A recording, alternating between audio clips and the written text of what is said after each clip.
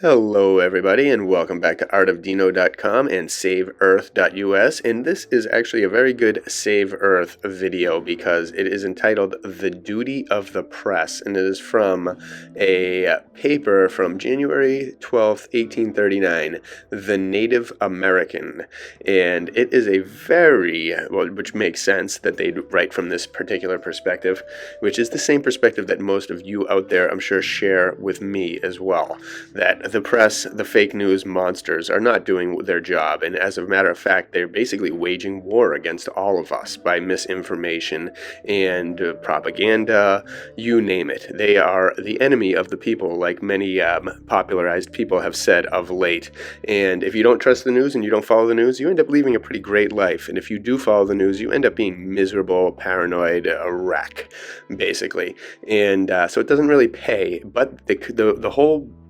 gig of the press and of news reporting and journalism is supposed to benefit the people and benefit society, and they knew it back in 1839 and we know it now. And it's kind of funny because papers were still pretty fresh around this time, kind of, I guess, but either way, they knew right away, 200 years ago, that these people were already heading down the wrong path. And just the fact that these news articles and these companies were already doing this means that it's probably an ancient practice of, if whoever controls the news controls the culture, the history, all of this stuff, the minds of the people, pretty much.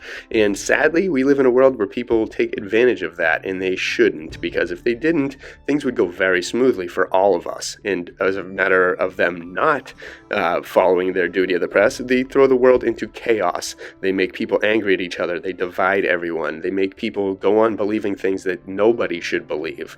They do so many different things. They play and manipulate people on all levels, and none of it's good. So it's better to ignore it most of the time. But because they are not doing their jobs, and they weren't in 1839 either. So listen to this, because this guy nails it. This article, like I said many times, is from 1839, but it could be written today and still have the same exact impact. So let's see, maybe we can spread it around, and maybe some journalists will be like, ooh, I'm aiding and abetting this insanity that's been going wrong for hundreds of years, for generations, for millennia. Maybe I should do something about it, because everyone should.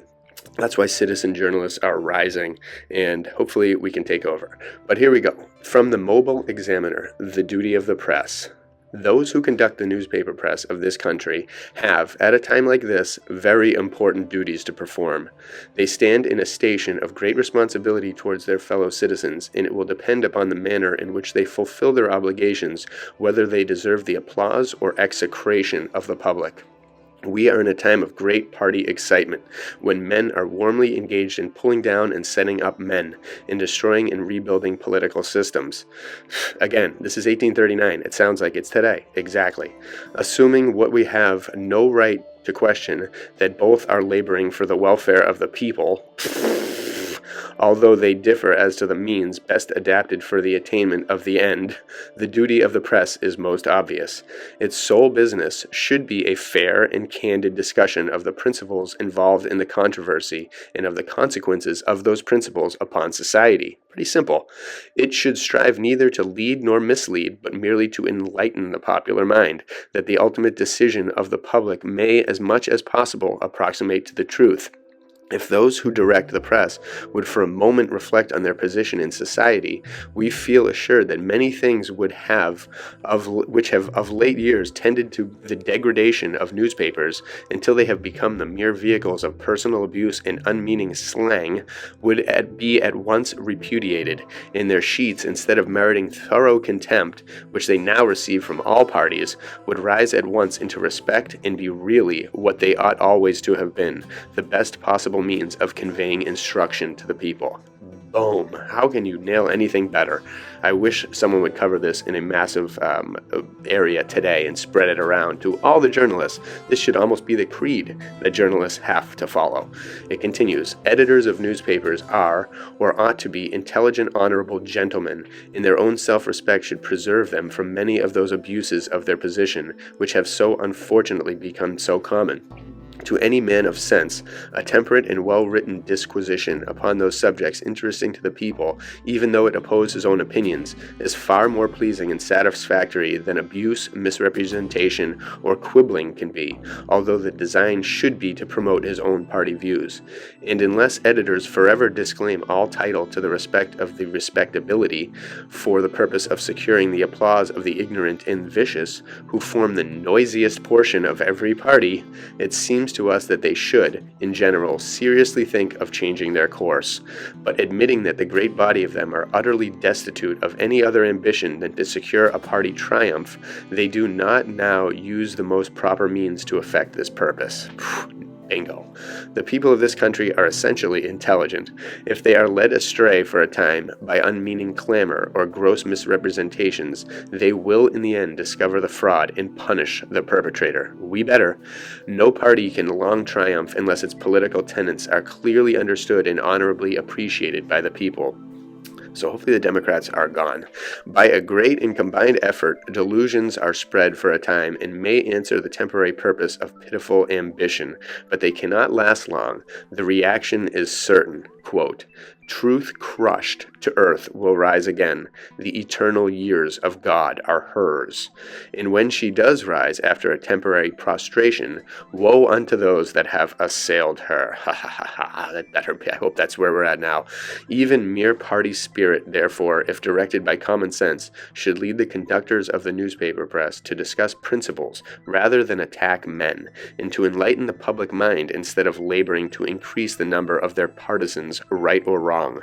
The people look to them for information and turn disgusted away at the falsehoods and contradictions with which they teem.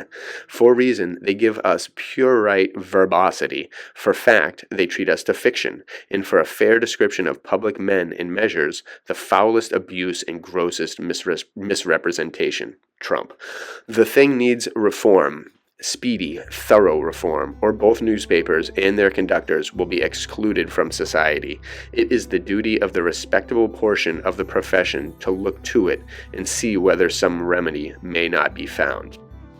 So wow, absolutely perfect. And if you're a journalist out there, which I doubt you are, because this probably doesn't go very far at all, but if you are, then take this to heart and start doing stuff. Tell your bosses, you rally your friends and your co-workers and stage a triumph. If all of these disgusting media companies were to change and actually do this and follow this kind of method, the world in America would be changed within a week.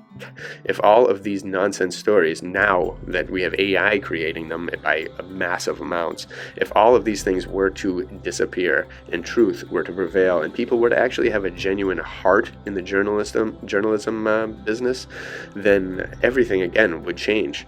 You would see every single person on the news talk truthfully about the current president of America, and then everyone would be on board. And there wouldn't be one vote going in that direction, which there should not be at this point if you're paying attention at all. So I know both sides are a little rough and whatnot, but it's never been more clear which side is the horrible side as it is now. So again, we need our journalists to do their jobs, and if they were doing that, then you'd be able to weigh everything out evenly, fairly, and truthfully. You could see both of these contestants as for who they are, good or bad on each side, both sides. Trump, again, has bad stuff that he's done, that he's led us through in some way, but it's in comparison to the other side, if a fair analysis is given, there's no contest, not even a slight contest. So again, hopefully this will go around, maybe, we'll see. But either way, they knew back then, we know now, we're still under the same disgusting thumb of rabidly vicious, evil, sick people that would like to steer reality into a ditch, and they have monetary benefits that they get from it, and then they just pay people and they slap meaningless money around to whoever wants to do their bidding, but they are going down. Truth will rise, like that quote said. One more time, let me read that. Truth crushed to earth will rise again. The eternal years of God are hers. And like I said, this trend cannot continue for long. It's about to run dry. It has reached its limit, and it's time for the reaction to come, which is unending, unyielding truth, no matter what. So, bless you all. Enjoy.